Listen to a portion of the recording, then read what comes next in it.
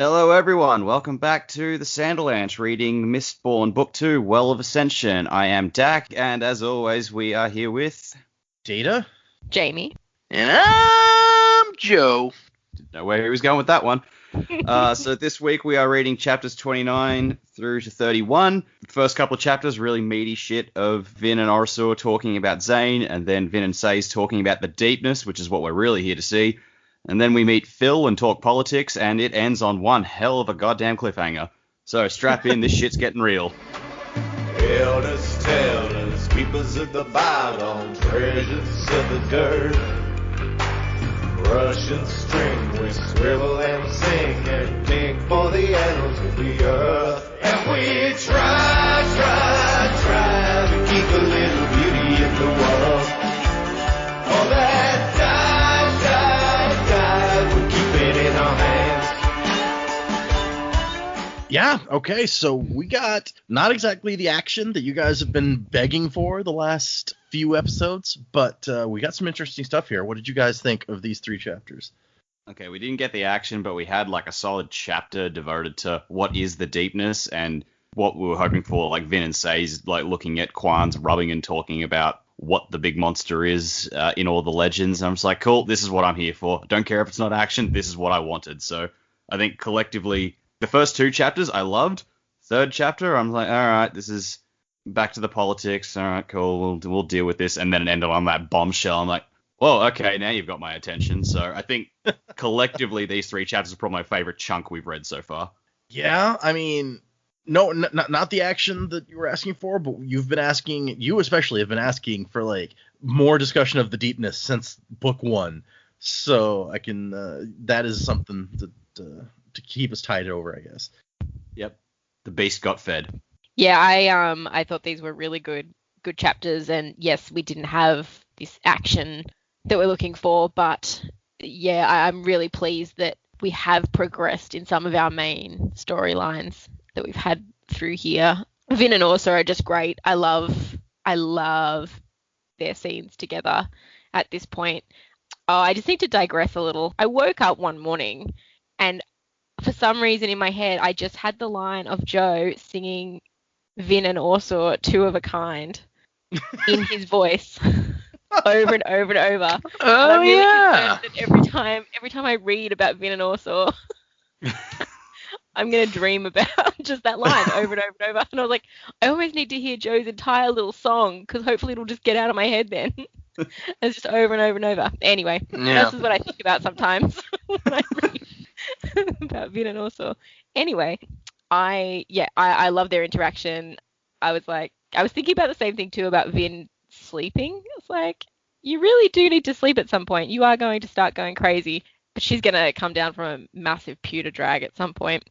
I quite liked the assembly chapter as well. I thought when Elend made his entrance and I'm like, oh, Vin's in a dress and, you know, he's finally, he's doing all these things that Tindwyl wanted. He's making that show of, look, I am a leader. And I thought his play was very clever to be nominated again. So I really liked that. And then the shocking reveal at the end was pretty good as well. And yeah, the Deepness, I'm really glad that we're talking about it again, and the mist monster is starting to come back into play because that's just one of those mysteries. But it's always good when we got to this point in the Final Empire when they started putting the epigraphs back together, and I was like, okay, we've now read this information for the 2nd time. We're starting to get these clues. Okay, we should be stitching this together by now and seeing where that goes. So yeah, really, really good read. I really enjoyed it. Yeah, they did give us like that whole section of the I almost said logbook. This is not logbook, of the metal sheet, whatever you want to call it, to read. Yeah. The word wall. The word wall. It was pretty much all the same stuff we read before, but there's a couple little things at the end, I think. Yeah. Yeah, these chapters were cool. You know, the Orser chapter at the beginning was nice. Maybe it's because I'm just stuck on this theory, but I keep trying to fit what's happening in the scene to my theory that it's not actually Orser. And so going on that level, it's just like very interesting to me, kind of their dynamic right now. And then the 2nd chapter, I almost wish when it started with him reading the Dovahkiin wall, the word wall, whatever you want to call it. when it started with that, I was almost like, can this just be the whole chapter? Can he just read this to us? That would be great. I just want to hear the rest. Like I just want the whole chapter to be him reading the rubbing and to its completion, and just, we're done. We know what's going on. Halfway through the books, the epigraphs just stop. Yeah, I wouldn't be mad at it. And then the third chapter, I didn't enjoy it until, like Jamie said, Ellen comes in with his posse, if you will, and it's just like he's doing what he needs to be doing. He's showing up. He's acting the part of his leader that his leadership has been lacking in, and he does have a very clever play to put this guy as a chancellor who he knows has always kind of supported him, and so is also a nobleman and who will respond to honor with honor. So yeah, it was very cool. And you guys are so excited about this cliffhanger. I was like, this is stupid. Why would Cett be in the middle of all of these people in the assembly? Like Ellen's assassin is across the room. Like that's the dumbest thing you could do. Like I would just kill him if I was Vin. Just kill him right there. Why wouldn't you? He's the king. He's the warlord with this giant army. Just kill him. But I guess the answer to that would be, then Straff's got a clear line to victory, because then he could probably get both armies. But anyway, we'll get into it. It also doesn't really say much for Luthadel's security now. You've got someone that you know is on Strath's team is just sitting there, but he's a Mistborn, so you can't really stop him anyway. And now you have the king of your other enemy army. Like, are we just going to have the Koloss walk through at some point? Because who's watching the walls? Who's watching the gates? Everybody's welcome. It's fine. The Koloss just walk up with like sacks of vegetables, and it's like, we are here to deliver food. All right, let him in. This old man has a beard and he's got a cart full of stuff. Yeah, come on in. His cabbages. My cabbages. My cabbages. Yes, exactly. One for every head of cabbage. Okay.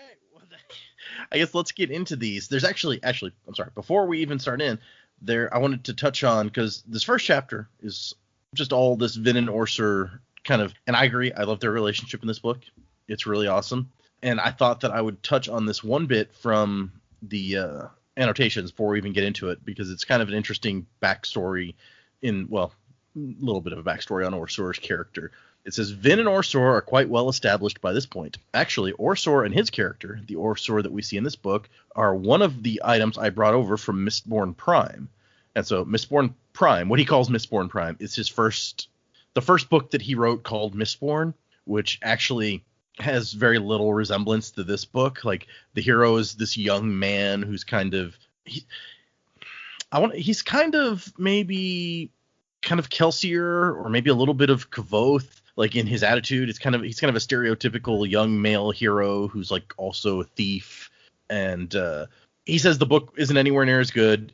Which is why, obviously it never got published, and it takes, he took a couple of things from that book and brought them into this one. It had an early version of Allomancy.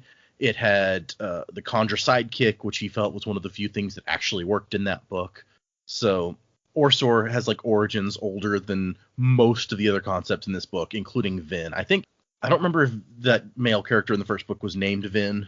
I've read like the first chapter or so of that one, but it's just, the whole book is very different. The whole story of this one is very different than the story of that original one, but Orsur is one of the carryovers. So I thought that was kind of cool. Interesting. That's one of the books he actually says in the annotations. I don't know if this is even true anymore, but he says, if you ever want to read Mistborn Prime, email me and I'll send you an electric copy. He has several unpublished novels that he will send people copies of if they ask for it, or if they sign up for his newsletter, you get one of them.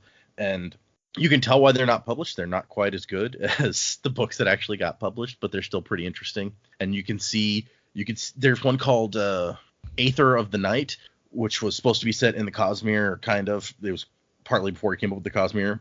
But once you've read the Mistborn trilogy and then you read that book, you can see where like several pieces of that were taken and kind of ported into Mistborn as it appears in publication, and pieces of it ended up in like the Stormlight archives, and so you see that in a bunch of the different ones. He also has one called White Sand, which we won't be reading the prose version because it's unpublished, the prose version, but they changed it almost exactly. There's several changes, but they kind of ported it from that prose version into a graphic novel format. Ooh. And that is set in the Cosmere and actually has several important characters and details. So that is something that we will be reading as the graphic novel as we progress.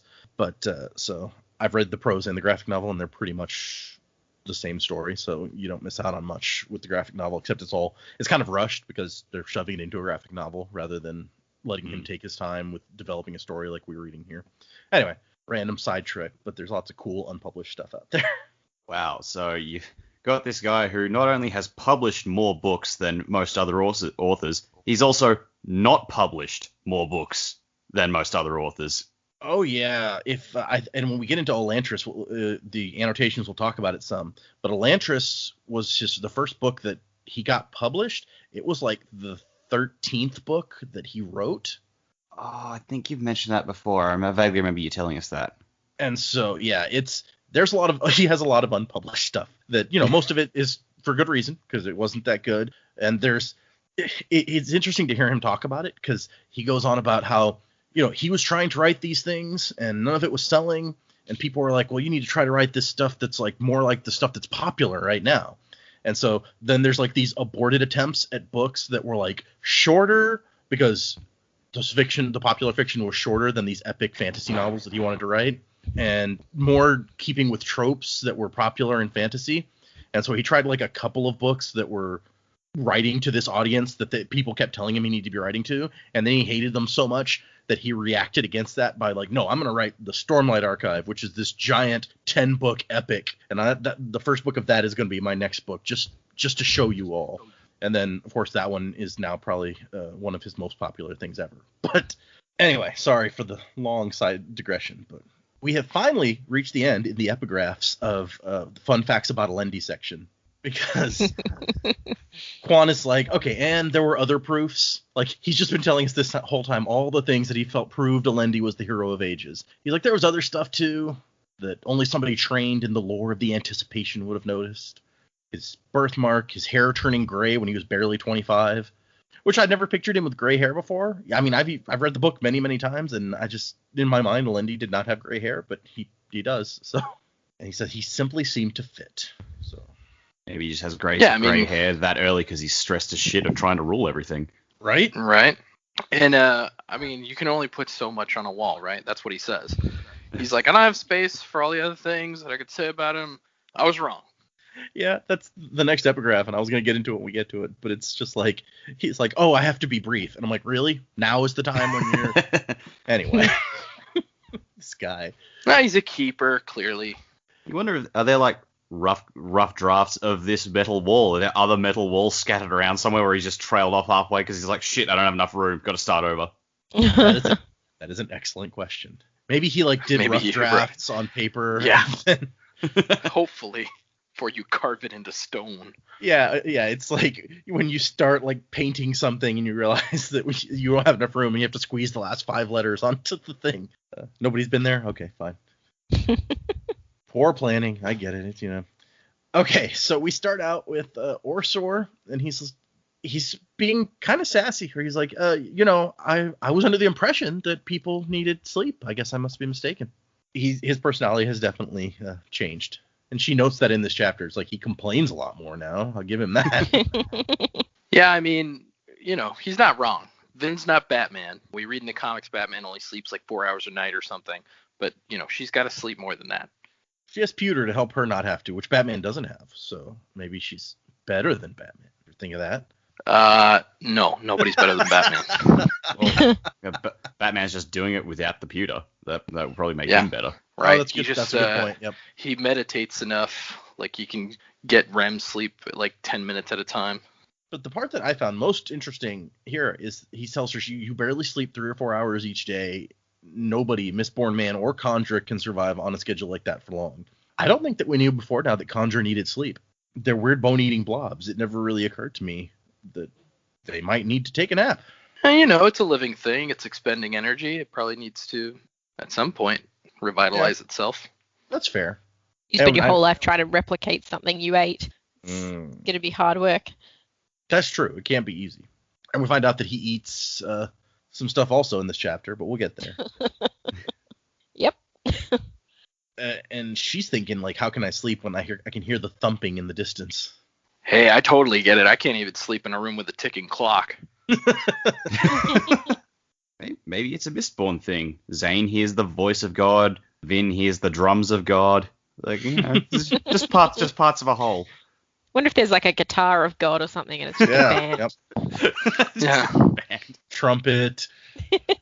What Zane hears is actually the saxophone. vocalist. The vocalist just sings "Kill him, kill him." That's the song that he's writing. Kill him, kill Strap, won't you please? God's a death metalist. Yeah, there you go. Sure. And she is drawing parallels between herself and the logbook writer, Alendi. Like, he can't sleep when he lies down either. And then it turns out that she's waiting for Zane, and Orsor's just like, dude, he's not coming. And Orsor is concerned with how she's letting Zane. I don't even know how to say it exactly. He says, I don't think he's the person you believe him to be. Yeah, and so when we get into this part is when I'm starting to like plug in my theory to this conversation. So obviously there has been some bonding between what we're calling Orsor and Vin. If this Orsor is actually the Straf Khandra, he knows about Zane. He probably knows a lot about Zane. And now that he's actually bonded with somebody for the first time probably in his entire life, that's not another Khandra, he's concerned because he's like, look, there's a turn coming and I've been a part of it and you don't see that, and maybe this guy isn't it's like I'm trying to kind of tell you this guy's not a good person to be around. Yeah. So you think the bonding is genuine, but he's still the imposter. He's not bonding to get closer as an imposter. Right. It may have started that way, but I think at this point he's actually bonded with her. Mm. I mean, it makes sense. He's his explanation here is that Khandra are good judges of character because we have to practice to imitate people like so fully that we can tell stuff about people. Yeah, but that's pretty weak. Sense. If they have to impersonate a person all the way down to their mannerisms and stuff, I think they probably really do study them very closely. So I buy it, but no, I get your point. It makes your thought makes just as much sense, if not more. Yeah, but that would that would mean literally every person that they're going to imitate, they would have to like somehow monitor for a while before eating them. And that just seems unlikely based on how we've seen their contracts and their interactions with their masters so far. And Vin ends the conversation just by kind of thinking like, he might be right, but he doesn't understand flying through the mists and sparring and stuff like us Mistborn do. Yeah, it's so sexy and hot. I mean, how could he understand it? I don't know, like everything Orsor said here, I'm just like, God damn, man, you are speaking exactly what I'm thinking. Yeah.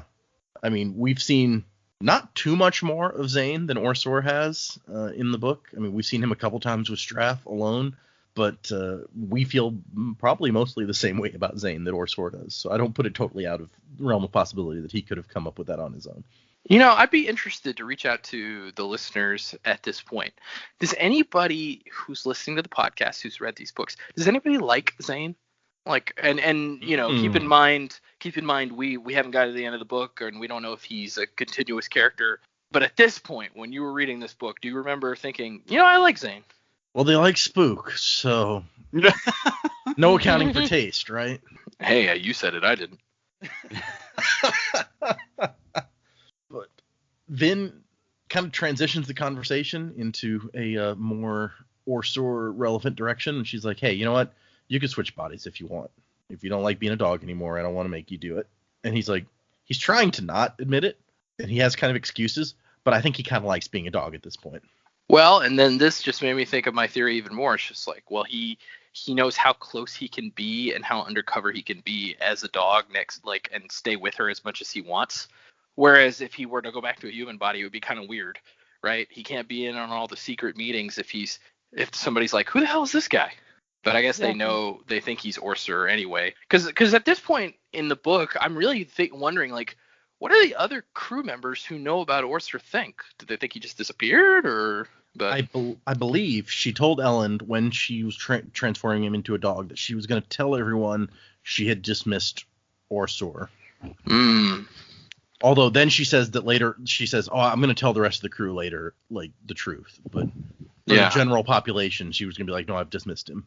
We haven't seen her do that to the rest though, because like none of Right. them acknowledge him as the dog. I guess they didn't really acknowledge him when he was Yeah. Lord Reno either. But like she's still just kind of sitting there. It's like, oh, you brought the dog. Okay, cool. Well, she specifically didn't tell them that he was the dog because she was worried about an imposter as one of them.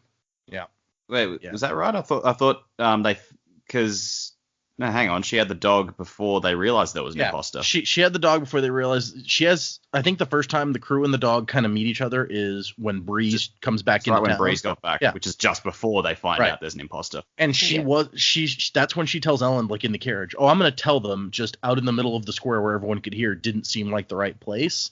And then they get to the palace and they find out about the imposter. Yeah, okay. And it's like, oh, wait, now one of them might be the imposter. Maybe let's not tell them. Right. Okay. I actually don't know if that was explicit. That's just kind of the way that I took it.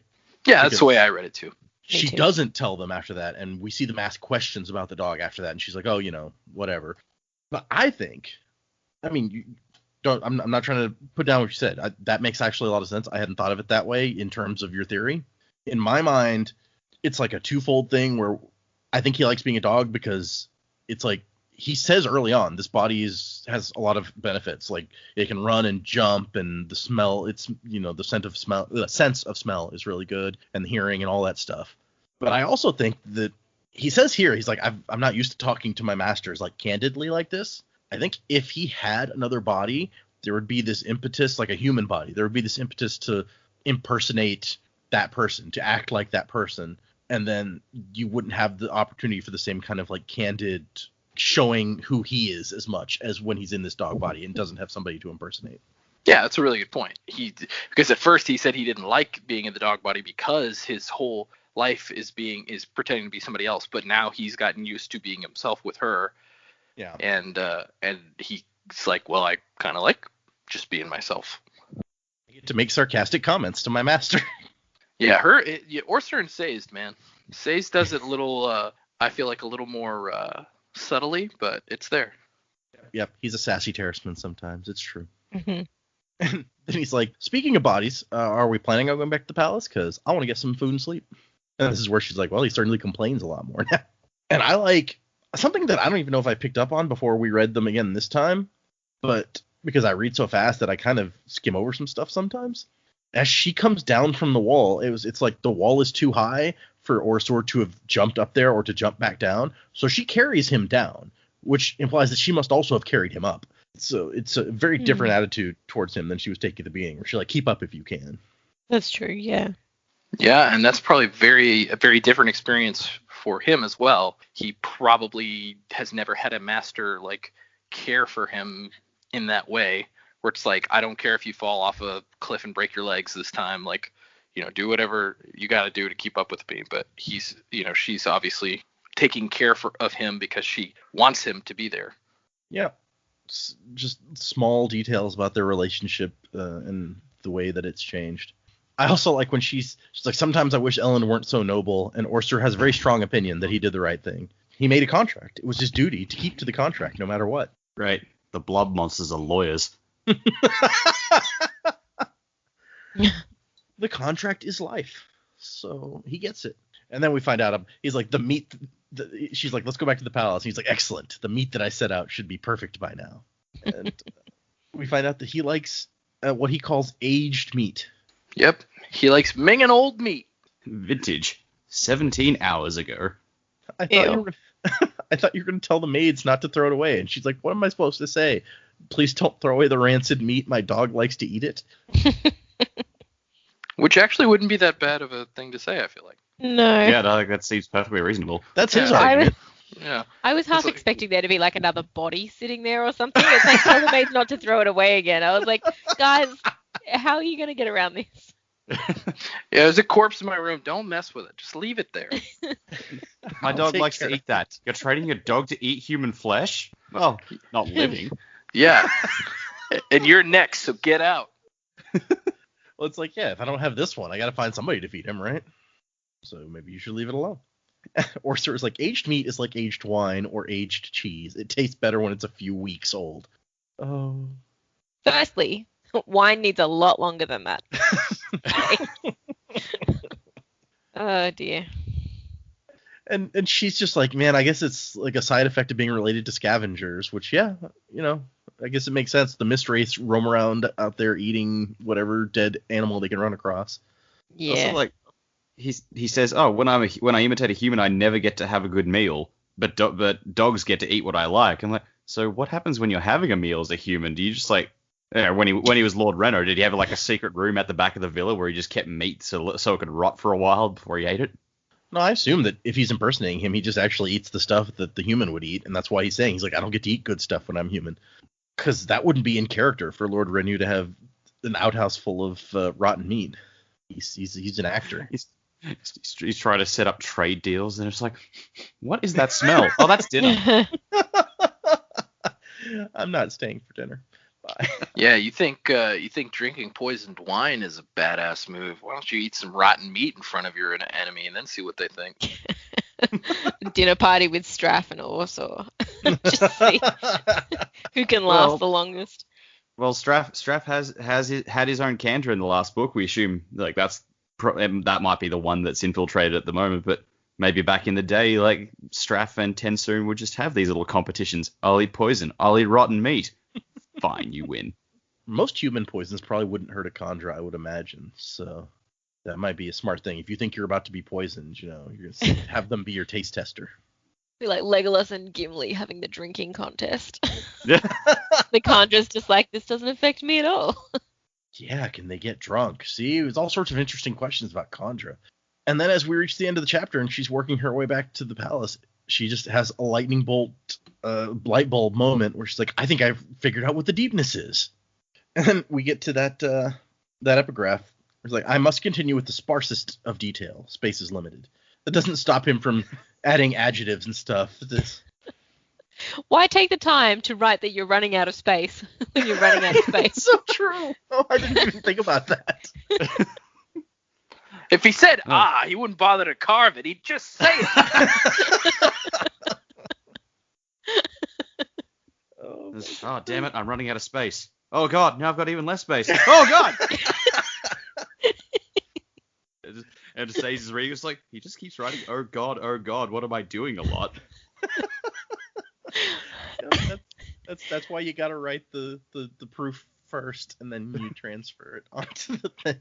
I hope we just get an epigraph that has no spaces and no punctuation. Just the very last just one. A big long string of letters. All squished together at the very bottom right corner of the thing. He says the other world bringers must have thought themselves humble when they came to me admitting they had been wrong. Even then I was beginning to doubt my original declaration, but I was prideful. Oh, pride. And yeah, and then the beginning of the chapter is just Sazed reading pretty much all the stuff that we've already read. Which advance, we did that with the logbook last book too. That's true. Yep. I'm afraid of how I'll be remembered. Lindy's going to kill me if he comes back. All the normal stuff. I'm just going to scroll past that. We don't need to read all the details that we've read. But this goes on for like a couple of pages too. It goes on for a couple of pages, yeah. And Sazed is even impressed. He's like, man, it's amazing how much writing Quan managed to cram on this relatively small sheet. Because you imagine, like, all right, he's written it out on paper, but then if he's putting it onto a steel that was, 5 feet by 5 feet or something, he's then got to just sort of measure his carving, because, like, carving presumably wouldn't be, like, to scale with handwriting. So he's like, all right, got to measure, make sure the letters are all right, that I actually will fit all of this here. There's all sorts of technical things that go into that. Yeah, I agree. It's trickier than it seems, probably. Maybe this was heavily edited. Like, it ended up being way too long, and he goes back, he's crossing stuff out, and... I'll leave this sentence in about how I'm running out of space just to convey my feelings. But this information about exactly where the Well of Ascension is located, they probably don't need that. We'll take that out. Yeah. But we do get this new bit where he's like, as the one who found Lendi, I became somewhat important. There was a place for me in the lore of the Anticipation. I was the announcer, the prophet foretold to discover the hero. And so he couldn't renounce Lendi without announcing his new position of importance among his own people. I can see how you would hesitate at that point. I'm the announcer. I'm the MC for saving of the world. And we find out that the World Bringers, which he mentioned, are kind of like the forerunners of the Keepers. The Keepers were founded, like inspired by the World Bringers, who were traveling teachers. And then he thinks Tindwyl is going to be very annoyed with me. He's really concerned about her. And then the window... Sorry, guys. Tindwell is just default annoyed at everyone. Yeah, no, I see that. It's what happens when you're a parent to however many. Yeah, true. You lose your patience for these kind of things. The shutters rattle, and he opens the window to find Vin hanging out there. And she's like, you should leave your window unlocked because I can't get in if it's locked. And Ellen got mad at me for breaking so many latches. It's like, Sazed, you're not allowed privacy. I'm going to need to come in your window sometimes, so you need to make sure that I can make it, okay? Deal? All right. But also, if he lets Vin in, then what's to stop Zane getting in, for example? They've got to have some security. I doubt that Zane would be worried about, breaking latches and if you wanted to get in there. But yeah, you're not wrong. True. Was it you say, Dak, the best lockpick is a brick through a window? Oh, yeah. First thing we learned at TAFE. I assume that's not what they taught you to do in the majority of situations where your services were called for, though. Oh, God, no. That would be I would great, have to though. look for a different company. I'd be like, don't call that one when you need somebody. Don't call the brick through the window, guys. That's like their slogan, and I'm pretty sure it's real. The brick picks. Yeah. See? Oh, wow. It just rolls right off the tongue. And Vin notices what he's working on and gets kind of excited. She's like, hey, the Deepness is mentioned here. And he's like, well, yeah, among other things. And they get into a discussion about the Deepness where she asks him what it is. And he's like, well, there's lots of theories. Nobody really knows. Some people believe the Lord Ruler's official story, that it was a beast, which at this point, none of us believes the Lord Ruler's official BS, right? I think that got thrown out the window pretty conclusively last book, yeah. Perhaps it was invaders from another land. And let's see. Some people theorize that it's the Koloss, and that the Lord Ruler gained the ability to control the Koloss from the Well of Ascension, which I think that's a pretty decent theory, honestly, if we weren't getting into a whole other theory right here. I mean, it's possible because, they made a point the Lord Ruler couldn't control them, so he could only, banish them or, effectively, or keep them penned up. Yeah, but he had some degree of control because within a day of his death, they went crazy even out on the edges of the Empire. Yeah, true. And she's like, I think it was the mist. And Sazed is like, yeah, that theory's been proposed. And she's super disappointed. It's like, I think it was the mist. Dun, dun, dun. And Sazed's just like, yeah, that's fair. And he's this kind of scholar that he doesn't dismiss any theories out of hand, no, that's not right.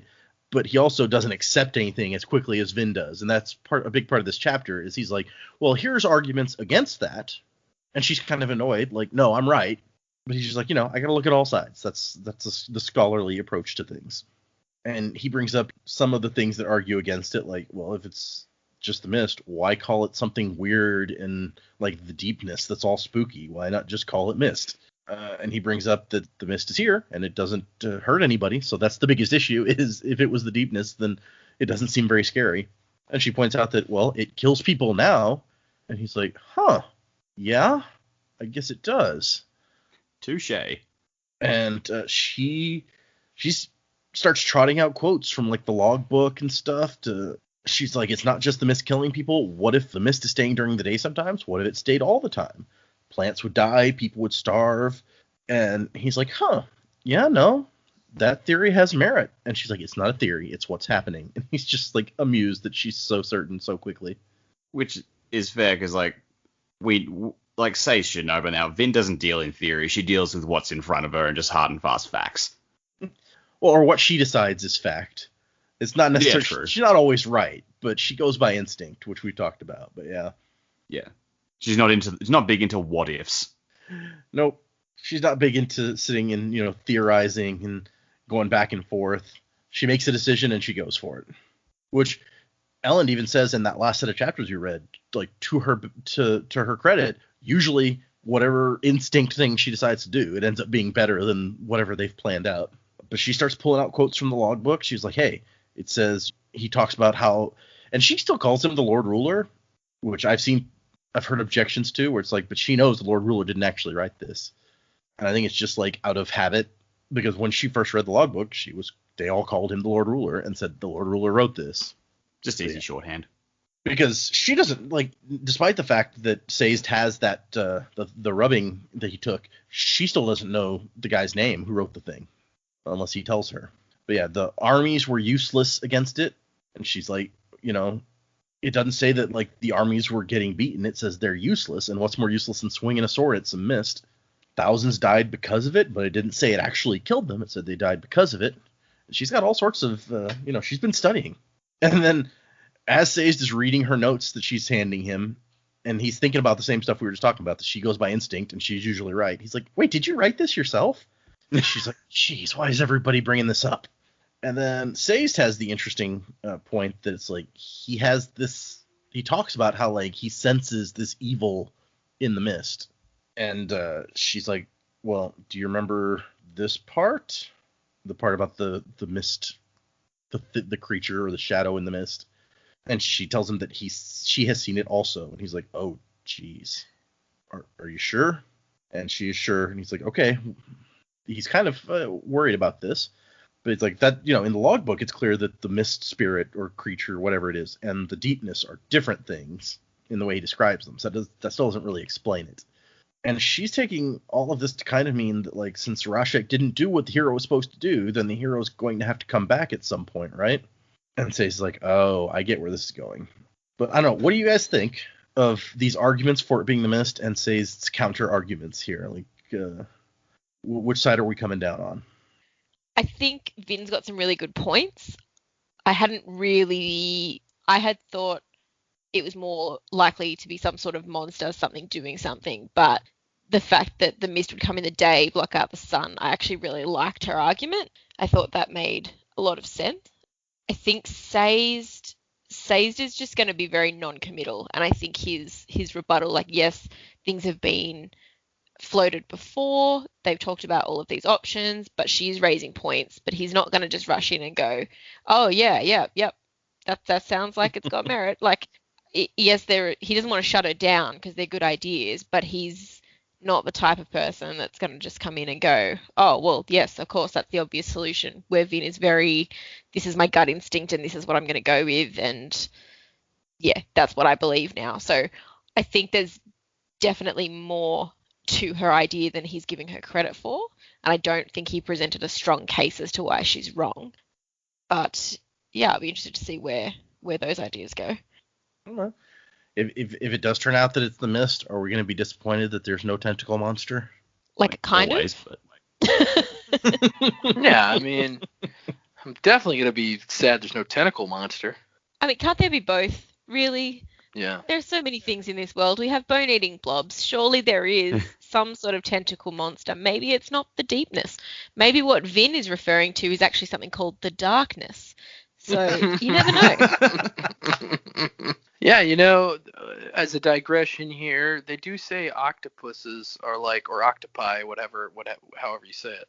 They do say, like, they're so genetically different from human beings that they could possibly be extraterrestrial. But there's room in the world for octopi, and there's room in the world for humans. So there's room in the world for a tentacle monster and this mist deepness thing. Sure. Exactly. Sure. I mean, if it is the mist, could have tentacles of mist. It could all fit together. Oh, mist tentacles. Yep. That's what it is for sure. It's just like an octopi just going sort of around the sun light and just wrapping his tentacles, mist tentacles around to plunge the world into darkness. It'll be great. It'll be great. Yeah. I'm sure that's Vin's next line. Like, it'll be great. It's all good. Yeah, I figured it out. It's fine. Oh, but yeah, I mean, Sazed even says, I don't want it, your theories. You have good theories. I don't want it to sound like I'm just trying to bring you down, but I just have a scholar's mind. I got to question everything, and I'm too fond of arguing, probably. And he admits that his attitude tends to cause conflicts with the other keepers. And she kind of talks down about Tindwyl a bit here. She says she came here because of you, but she seems mean and she's not nice to you and this and that. And he explains that, well, first of all, he says that she's disappointed in him because he's been working against the Lord Ruler for more than 10 years. And all the other keepers felt that this was a very bad idea, that he was endangering everything by doing this, which is fair. The way that he explains it, like if he was captured, then they could have tortured all sorts of secrets out of him. It's a bit reckless. Yeah. And Vin, of course, is just like, well, yeah, but we didn't get captured, and we didn't fail. To be fair, they both did get captured at the end. Just saying. But it's like, we didn't fail. And Say's like, well, yeah, but we could have. She's like, yeah, but we didn't. We didn't get captured. Yes, we did. You were there. I was naked. It was a laugh riot. Good time was had by all. Yeah, for someone who was fond of arguing, he didn't really bring that argument up, did he? Of course, he kind of let himself be captured because she got captured, so maybe it's not as good an argument. I don't know. It's not really being captured if that's what you were going for? Yeah, maybe. Well, she still got captured, so like the point stands. Like she said, we didn't get captured. Like, yeah, you did. In fact, you walked in there. And he explains, like, she's a member of the Synod, however, I don't know how you say that. And I'm defying them yet again by coming back to Luthadel right now. And Vin is very, black and white. She's like, well, it doesn't matter what could have happened. We won, so you were right to do all the things that you did. And she's like, well, I think you're doing the right thing right now. We need you. She's like, whatever those other people say, I don't really care. And he's just like, okay, thanks. You're not going to win, Sazed. And she goes, I don't think you have to listen to Tindwyl. She's the type who acts like she knows more than she does.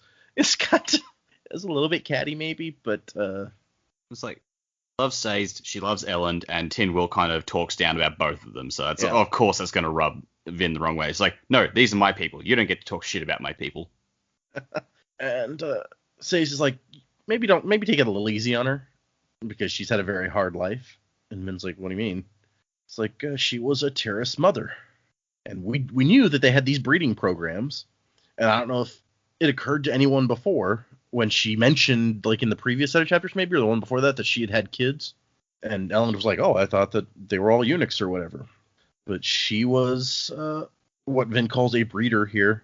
And describes it. She's birthed over 20 children, each with a different father. Had her first child at 14 and spent her entire life being repeatedly impregnated by strange men. Often bore twins or triplets. Yeah, no, it's kind of horrifying. That's just fucked up. This is the stuff that the Lord Ruler was doing to his own people to try to weed out Feruchemy. And Vin is like, I would have just killed myself, I think. But it turns out that, no, this was actually a success for the Keepers. Like, they worked to get her into a position where she would be selected for this. Because this gave them the chance to do exactly what the Lord Ruler's people were trying to stop, is to get more children born who could have Feruchemy. So she went into this intentionally, knowing what it would be like, starting at 14 years old. So that's hardcore.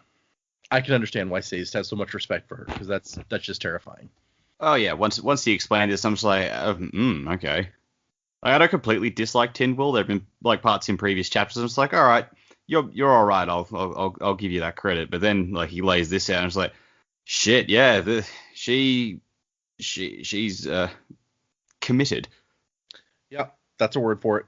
But he says it's only during the last decade, her childbearing years through, that she was able to join and gain fellowship with the other Keepers. So I guess she became one of the leaders pretty quickly of their sect because of her commitment to what they're working for here. And I do not fault that. No. And Sazed is like, okay. He says, by comparison, the rest of us have known a life of freedom, I think. And she's just like, great. Something else to feel guilty about. And he tells her to sleep, and she's like, yeah, okay, maybe a little bit. Vin, not sleeping this book. It's a thing. This is the next epigraph is extremely short. In the end, my pride may have doomed us all. So, yay. It's all been very upbeat, these epigraphs, right? Yeah, happy times for Quan. Yeah, the last chapter is a completely different point of view. And actually, so let me go back to the annotations, because I think there's something to do with this one I wanted to touch on too. Dickhead Phil. I mean, I don't think I've actually responded to a character so quickly and just gone, man, fuck this guy, as I have with this character. Yeah, no, Like I could see that. even Strathventure, like it took a while. I was like, look, I know he's bad, but it took me a while to go, man, this guy's a fucking just done with. Whereas good old Phil, half a chapter, I'm already just like, all right, this guy's a write-off, fuck him. So what he says here is we get a random viewpoint here. No, Philin isn't going to be a major viewpoint in the book. He just thank fills Christ. I thought you might enjoy that after what you said. He just fills a role that you'll often see in my books, that of a section given to a random person because I want to show a different perspective on things. In this case, I wanted to show Elend entering the assembly hall as he would be seen by someone sitting on the inside. This was one of the dramatic scenes that I planned out from early on in the book, and it was nice to find a way to fulfill that. Of course, there's more to his point of view than just the one image. I also wanted to make him a little more memorable so that other assembly meetings would work better. I've reinforced Penrod a bit at this point, but I worried that Philin would be forgettable unless I gave him a viewpoint. So he wants us to have an investment in the characters in the assembly meetings because we really don't know any of them except for Elend. That's fair. I mean, it does lend to the fact that, we've said, the assembly bits aren't quite as interesting, probably because most of the important characters for those bits we don't really know. So, yeah. Well, and I think it's nice to have, because this is definitely a different perspective. We have. Oh yeah, does the job well. Well, yeah, but I just mean the assembly is composed of like three groups: the noblemen, the ska, and the merchants. And the merchants are the ones that we don't really know anything about. Like, where did this class pop up from? Who are they and how do they see themselves? Because we know about the ska, we know about the noblemen. We've known those two groups for a whole book and a half at this point. But the merchants are kind of something new. Well, sort of. I mean, like the way Philin describes himself at the start is like he's not a ska. He's like a self-made guy who could be seen as ska, but thanks to his business enterprises, he's grown out of that, so he's above them. And you could make the argument that, in a way, that's kind of what Clubs was, because he was a ska, but he had his own craftsman shop set up, and he was able to function pretty independently from what we saw. So Philin seems like he has some of the attributes of Clubs in that regard, but he's also just like massively egotistical and full of himself because of it. Yep, that's a good point. It is very much like Clubs, except I don't know if this guy has any, like, Clubs had this shop because he was a master woodworker. And we don't know if Philin, he just may be like a businessman. He may not have like that kind of skill like Clubs did. I mean, business is a skill. He doesn't make things or build things. He just sells things. So he's not working with his hands. He's not as lowly as someone who has to make something themselves. Yeah. But yeah, he's still grown out of the Scar mess to become something more than just like a peasant in a field. In his own mind, if nowhere else. Yeah. True, yeah. Apparently, he used to be named Lynn until a year and a half ago. And he went for Philin. Philin Frandu. It's like, why shouldn't I have a grand name? A lord's name. Yeah, okay, man. You know. Phil. Yeah, he's going to be trouble. I mean, he already is trouble, but... Well, yeah, we find out here that he's the one who, like, engineered the voting Elend out of the king's plot. So, and apparently, he did that with this specific plan in mind, that he was... bringing Cett in. And well, here, let's go a little bit before we, because he's got this thing where if you're one of these people who still looks at it as there's two categories, ska and nobleman, which is probably how the noblemen look at it, if we're being honest, because that's how they've done it their whole lives, then they still look at him as, oh, that's, he's just a ska. But he's like, no, I'm gonna be more than that, and I'm gonna show them. And he mentions in here, he's like, oh, well, that's going to change. And we don't know how until we get to the end and see something here. So he has a little conversation with Penrod. Not much of one. They're exchanging pleasantries. The red vest suits you. I hope you've gotten over the other night's ailments, Lord Penrod. It's a weird little conversation, but and Philin's sitting here thinking, oh, that old fool probably thinks he's going to be the king. And he even tells us here, he's like, my plan is not for me to be king. I have no interest in running a country. Seems like a terrible way to make money. Which probably should be true. Current politics shows that maybe it's not, but, Whoa. Be careful. Listeners don't like politics. I'm not getting... Sorry, yeah, no. I don't like politics, so it's fine. I like he has this picture of what Elend's gonna do if he shows up. He's like, oh, well, now see, that's not fair. I should be king. Let me read you a book about why. Now, can you all please give some more money to the ska? And Philin is just, he starts having a conversation with, I guess, one of the other merchant members, Get True. They all sit together, don't they? Yeah. And he apparently talked Get True into this by just being like, we need a strong king who will keep the city from falling. And Philin's just like, no, Venture's stupid. He's a weak man and a fool. He knows that we don't want him around here anymore. And that's when Elend comes in, and everyone is impressed. There's Mistborn at his side wearing a dress. And he even kind of thinks down about Vin. He's like, from the few times he'd spoken to her, he expected her to look awkward in noblewoman's gown. And yet she was walking gracefully and was actually rather fetching. And then she death glares him. Yeah. Until you meet her eyes and realize that she hates you. And he has to look away. Because, yeah, I would too. Vin's scary. He brought the survivors' crew, which Philin thinks of as the former thugs of the survivors' crew.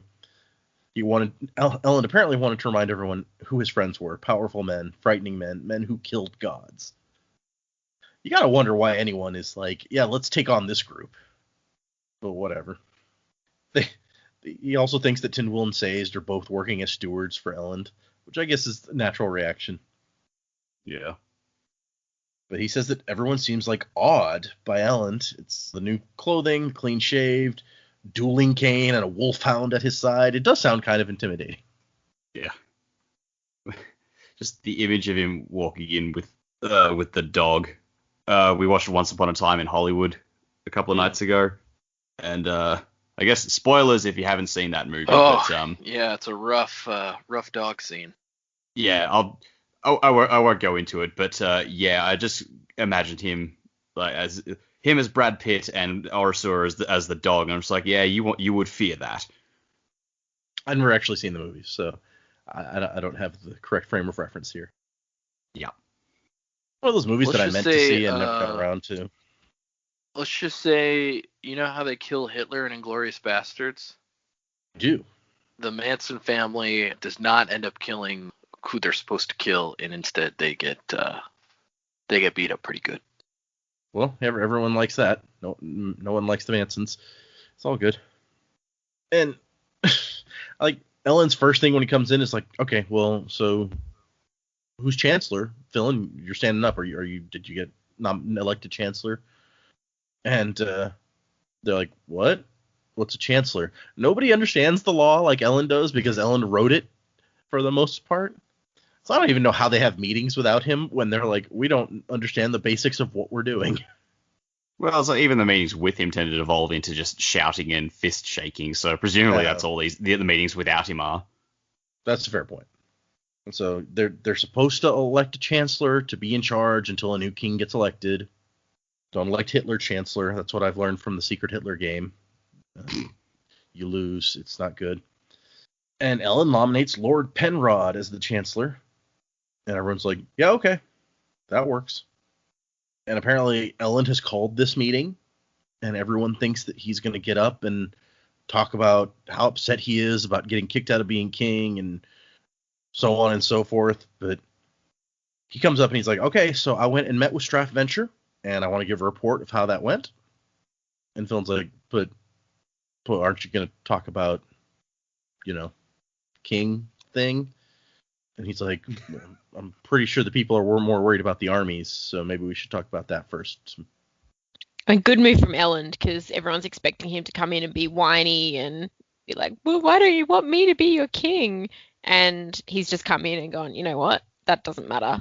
Like, let's just try and figure out what to do. And especially Philin over here is like, oh, actually, no, that's probably a much better quality in a king. Not that he's second guessing anything, but he wants him to mess up. He's just gone and spent all this time convincing the whole assembly to vote against Elend, and now Elend walks in as a shining example of what a king should be like. So he's sort of got all this support, however he got it, I don't know, but support around him for him and his candidate. And yeah, now Elend's just gone and he's slowly going to undo all of that hard work for him. So you can see why he's a little bit unhappy about it.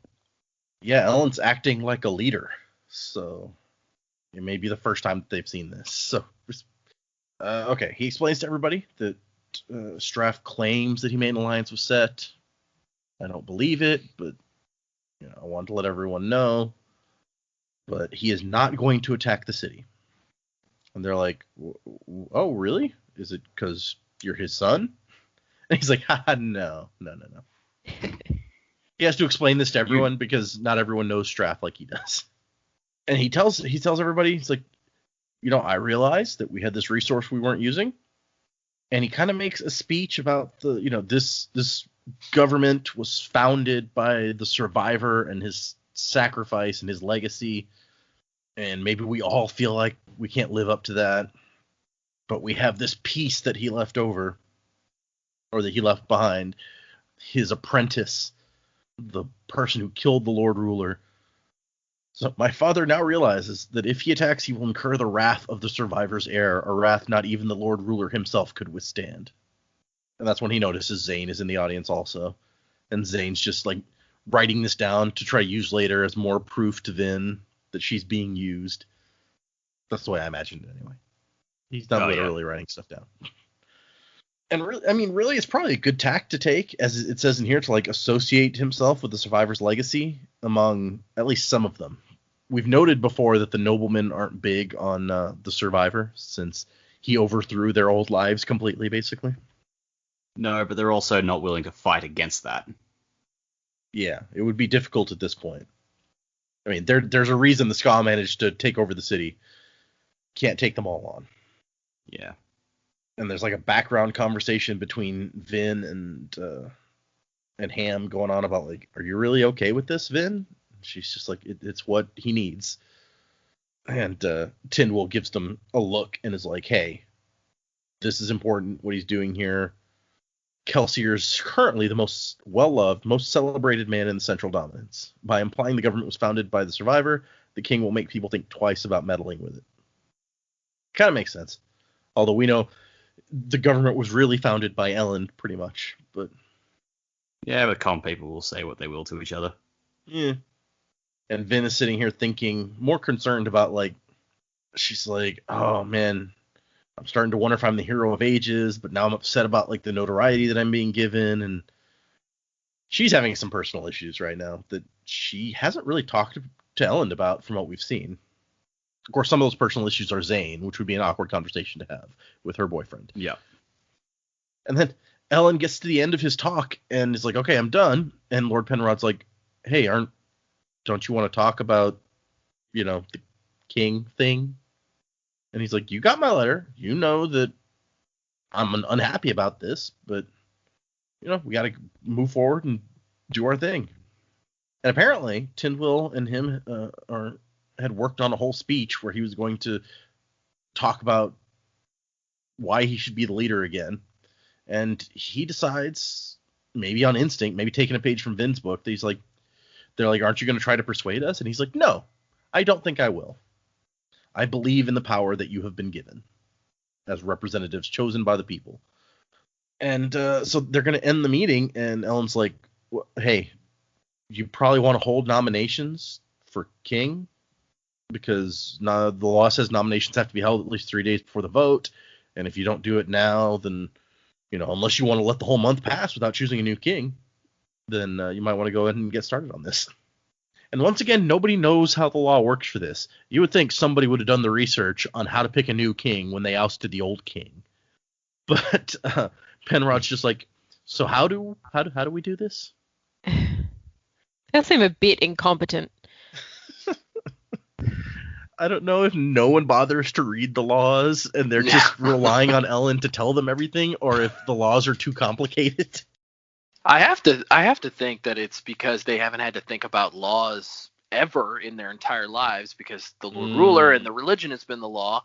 And so this other guy who studied ancient laws and how government should work comes in.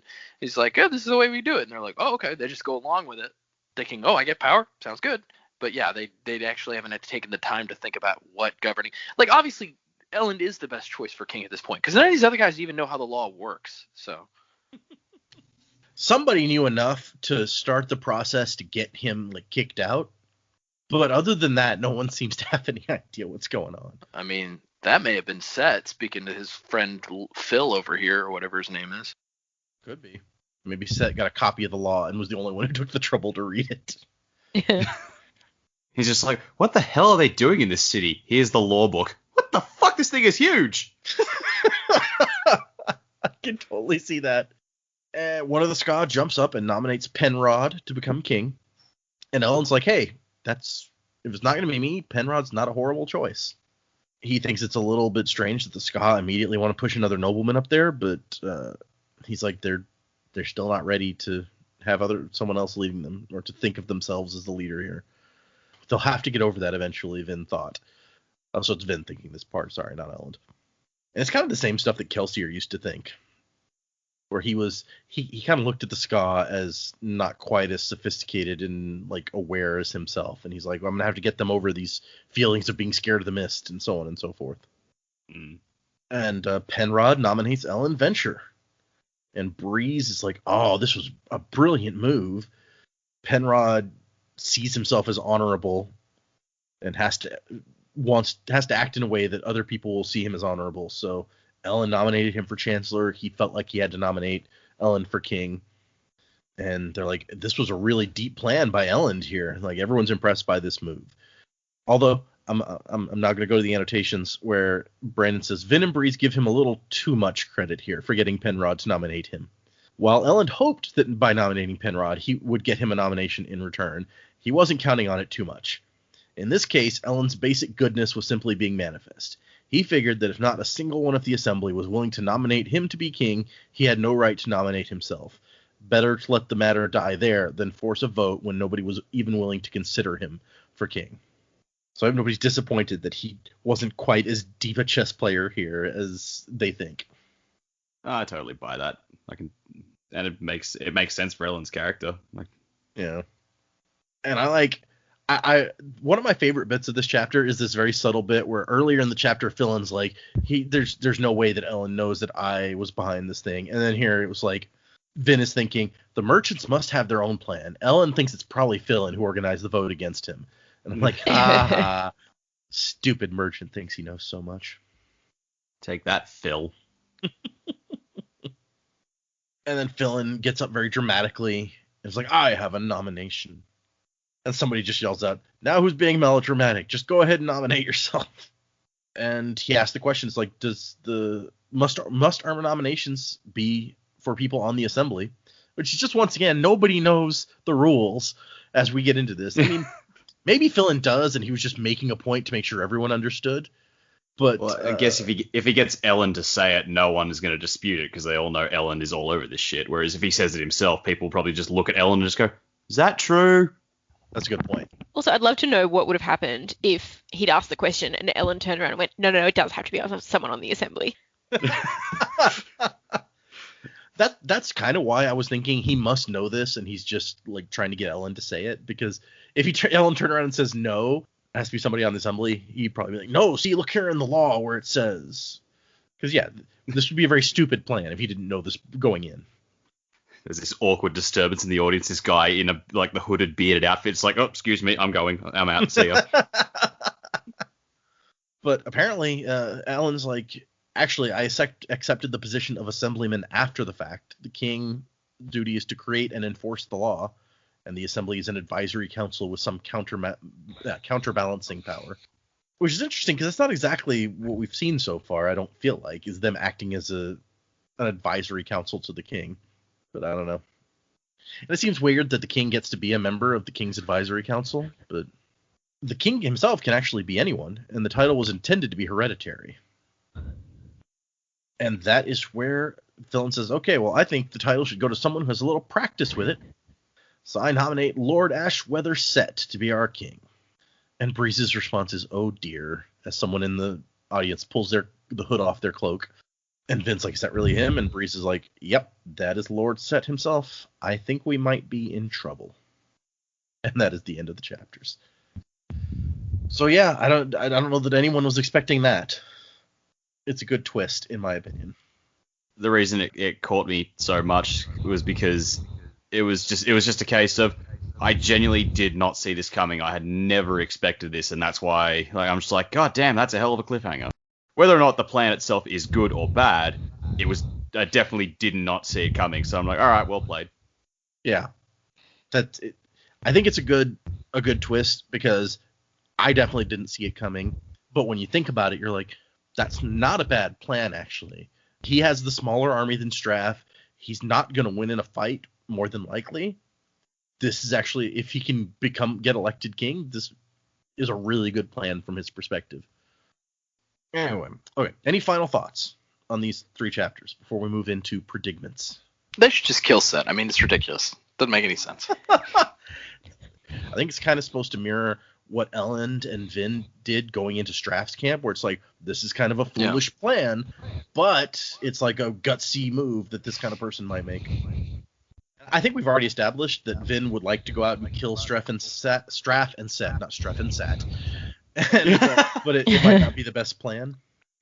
Okay, well, then let us get into predigging. What predictions does anyone have? Let's see. Anyone want to go first this time? I've been forcing people to go first. I'll go first. I don't have much as far as what's actually going to happen. I've only just got, not in terms of big events anyway. I think the main thing is obviously Cett has just dropped in. There'll be a lot of complications there. I'm just waiting for his daughter to find out that he's in the city and just go, oh god no, and run around freaking out, and then Breeze is going to be like, yeah, I'm getting the fuck out of here, see you guys. It's like Breeze is like on the stage, it's like, just gonna, excuse me, go into the bathroom, I'll be back, never. I mean, yeah, you have to assume that Cett saw him, right? They're up on the stage in front of everybody, and they had their dramatic entrance. Big entrance, yeah. So Cett's in the crowd, just going, there you are, you bastard. Where's my daughter? Yeah, but I honestly, I genuinely have no idea where it's going from here. It could, like, the nominations for King could go either way, because I think the presence of Cett is just that unexpected. People might see it as a golden opportunity to unite with another army and fight back against Straff. There might be enough people in the population willing to give Cett a chance, because if they take him on as king, it means like a little bit less bloodshed for them. So, like, there's possibilities there that Cett could still get it. I don't know if he will or not, but yeah, I genuinely have no idea where this is going. Well, yeah, and partly because we still don't really know Cett. We know Straff and what an asshole he is, and we know apparently Cett has contacts in the city and some balls to have done what he just did. But other than that, we don't really know anything about him still. I feel like at some stage soon we're probably going to get a Cett viewpoint, whether it to be to introduce sort of him and a bit about him to us as the reader, or sort of what he knows and what he's been experiencing. We've seen a bit into Straff's head now. I was definitely shocked at Cett being there, but I think I've said before, we'd be a bit naive to think that Cett didn't have spies in there and, wasn't involved in some way. I mean, obviously he wants to attack Luthadel, presumably to take over and be king of Luthadel. Whether he's looking for Adium or not, who really knows? But I think it's going to be interesting now to see where the assembly fall. Do we know how they vote in a king? Like, does it go to like a democratic vote, or is it the assembly as the advisors decide who the king is? Or I don't think we know that yet. Yeah, because I mean, you've got an equal division of noblemen, merchants, and Scar, and it did seem that even like the noblemen and the Scar seemed to be on board, but the merchants were the ones who were sort of out a little bit from the other two groups, which is really interesting given where the Scar and the nobility have been. So it's like Ellen's done quite a good job to kind of bring those groups together. Any of the noblemen that are still in Luthadel seem to support where things are going, and things are, well, Ellen's trying to make things better for the Scar, but the merchants seem to have been lost a bit in the middle. So even if the merchants were to align with Cett, they are still the minority in that. So, you're going to have the Scar probably afraid of both Straff and Cett's ways. they don't want to be oppressed again by these leaders. The nobility, presumably if they're still in Lutherdale, may not want to go exactly to how it was before. So, where would their allegiance lie? It'd be really interesting. I think it will come down to sort of a political battle rather than a physical battle as to where people will align themselves. So I think that'll be really interesting to see how that comes together. Hopefully sooner rather than later. But it really will come down to where people vote. And I can't see the nobility or the Scar voting in someone completely different. But Fillin's a bit scary. He managed to influence everyone on that committee to vote unanimously. Yep. And I mean, he belongs to Cett, so who else in there belongs to Straff? There's got to be someone. There's no way he would just not put someone in the assembly. So what would Straff want the result of the vote to be, though? Yeah, well, it depends on who's actually aligned with who. He sort of knows what's going on in there, but do Straff and Cett have a plan together? Even though we met, Elend and Straff met previously, Straff seemed to be genuinely frightened of Vin, but it doesn't mean he wouldn't team up and try and still build a stronger army. Like, there are other Mistborn out there, and I think, I can't remember, does he know that they don't have the Adium now? Did Elend let that go? They told him that they didn't. He knows. But at the very end of Straff's chapter, Zane says, "Do you believe them when they say that they don't have the Adium?" And Straff says that Elend managed to manipulate him so completely that he cannot be confident one way or the other. Yeah, true. So I guess it comes down to, is that a risk he's willing to take as well? Because if they don't have the Adium, I mean, they know still that Vin is a very strong Mistborn, but without the Adium, multiple Mistborn could still take her. Yeah. So I guess I don't really have necessarily a prediction on where it's going to fall at this point, but I think it's all going to be very, very interesting to see where it all goes. I don't know whether Elend would be re-elected as king after all that, but the assembly might just look at it and go, we just got totally played by Fillin, and then that not come to anything. But Cett's already in Lutherdale, so yeah, who knows? Yeah, if it comes down to like a political battle, like you say, you have to question, is Elend, even with his new king lessons, is he skilled enough at the political aspect of it to like come out ahead? Yeah, exactly. But with all his reading, and he would spend his spare time having political debates with his friends, and true. Maybe this is exactly where it should be. It's not about having parley with the other leaders and all that sort of stuff. Maybe it does come down to this, and it's like, actually, this is exactly where he needs to be right now. Interesting. And then look, the Kolos could just walk through and just kill everybody. So walk in with their bags of cabbages and the gates are not guarded very well. So yeah. I don't know where Orianne is in all of this too. We haven't really seen her since she's been living in the castle, or Keep Venture. Yeah. Yeah. Now Daddy shows up. Still don't trust her. Probably a good call. We've already caught her being a bad spy, so she's not very trustworthy. Nope.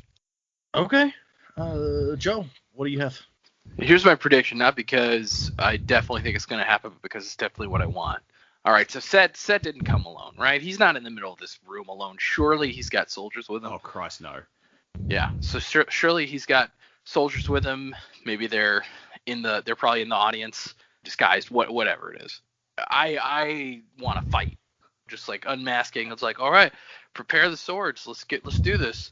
Let's rumble. It's probably not going to happen, but that's what I would like to happen. So that's what I'll go for. Okay. I want Cett to die at the end of a sword, like right now.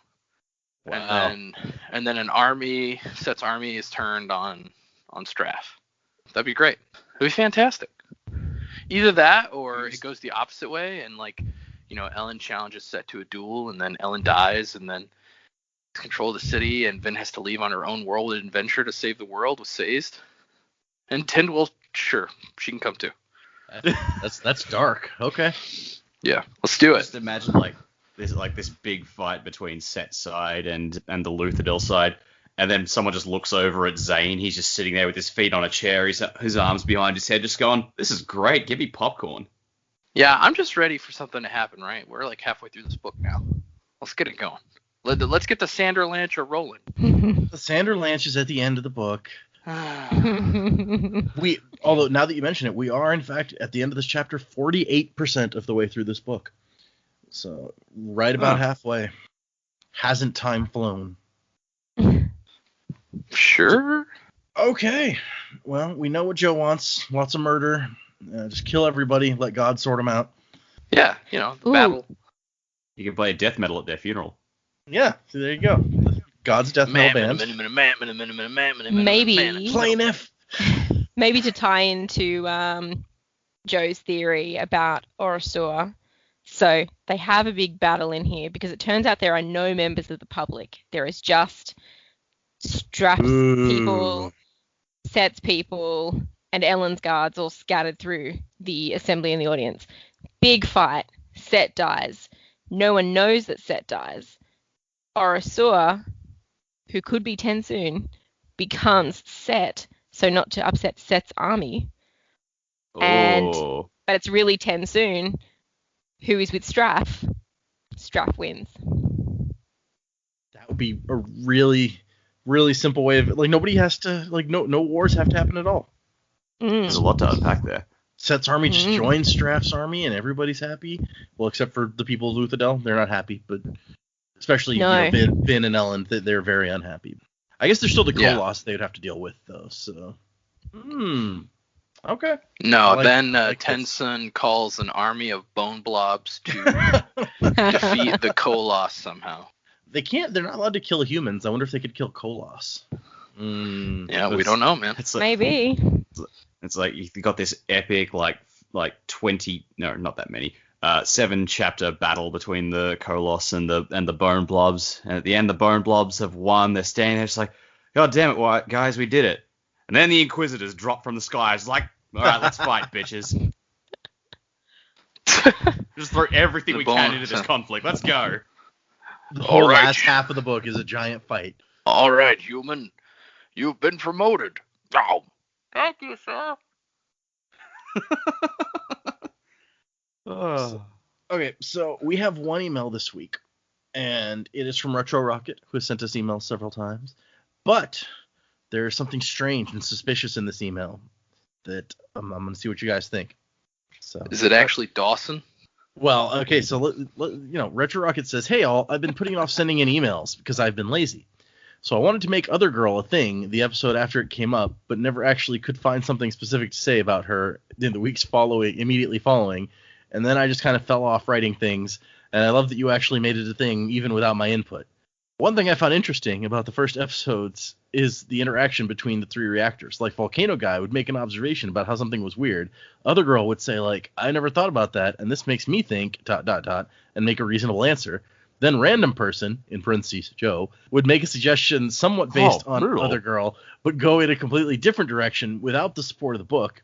So I would say Volcano Guy was wrong, but at least his suggestion was, like, somewhat supported.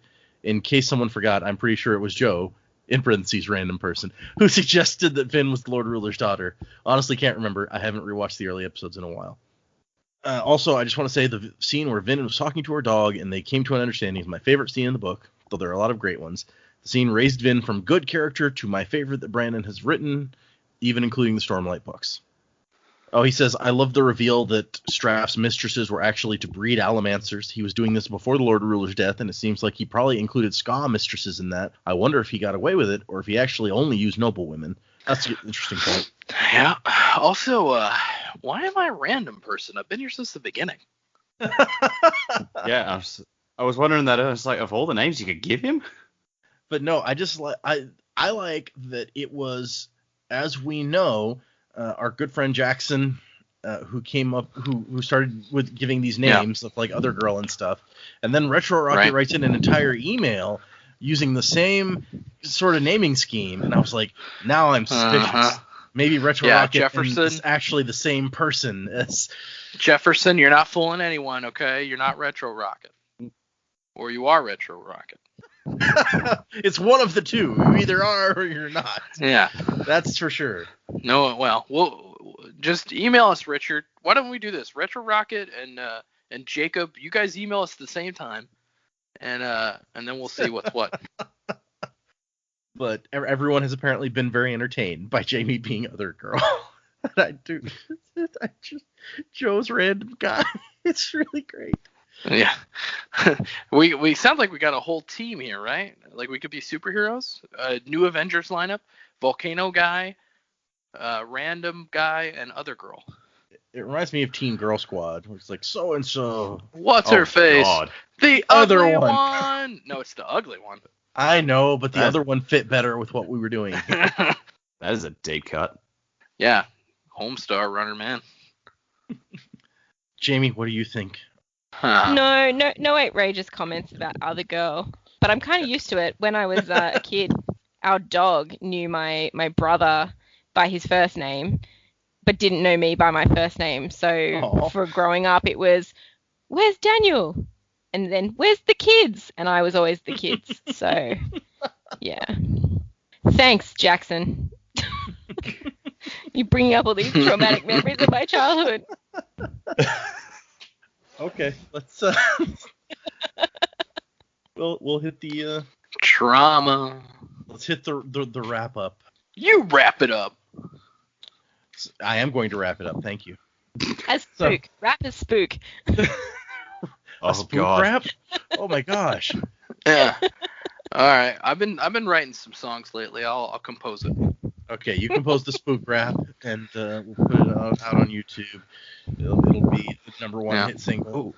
Yeah. Oh, that can be like the theme song for the next predictions emails episode after the book. Yeah. I like it. Mhm. Okay.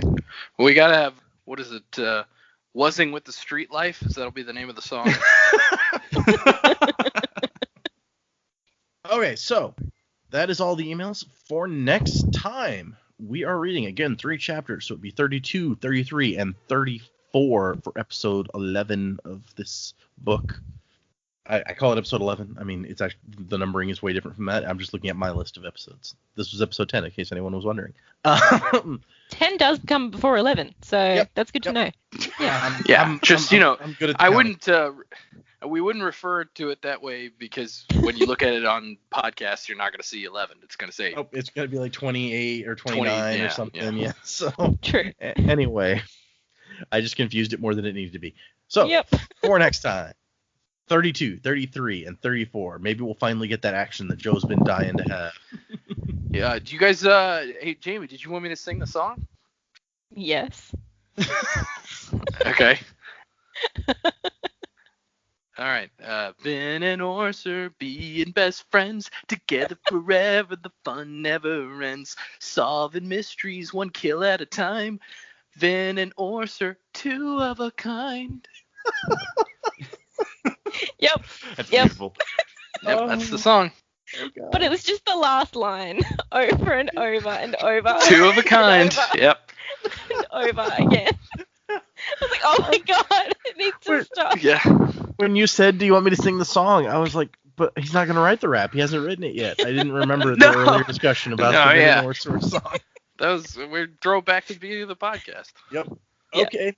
Yeah. Love it. So come back next time. We need to do a death metal cover for God to sing. Yeah. Again, I'm not taking creative credit for that tune. That came from the Unbreakable Kimmy Schmidt. A very funny show. You should watch. Our music is by Miracle of Sound, not from the Unbreakable Kimmy Schmidt. That's true. While we're acknowledging, let's throw that out there too. So thanks everyone for listening, and we will see you next week. Wuzzing to the time of next, everyone. And we try to keep a little beauty in the world. All that died, we keep it in our hands.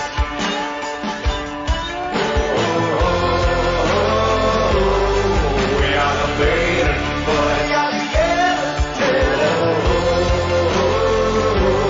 Keep it in our hands.